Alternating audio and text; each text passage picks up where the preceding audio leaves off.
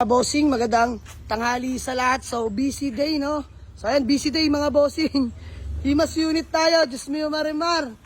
Ayan, rat-rat mga tropa natin. Himas tayo, himas. Ayan, Mitsubishi Mirage 2019, himasin lang natin.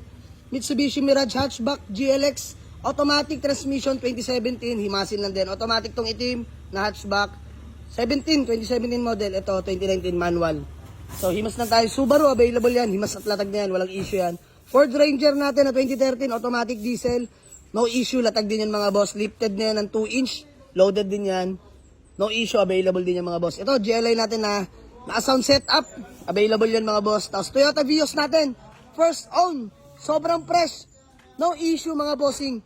2010 manual mga bossing ha. All power yan. Tsaka ito, Suzuki Swift. 2016 model. Manual transmission. No issue mga boss. Pwera lang sa bumper, ayan, may mga scratches. Pero the rest, all good yan. Ako na bahala dyan, mga boss. Tsaka Toyota Vios natin, available yan, detailing lang. Tsaka yung Accent na 2012, ayan o, push start, available na yan, mga bossing. Himasin lang din natin, lahat-lahat yan. So, himas na muna kami ngayon, mga boss. Busy day tayo, busy day.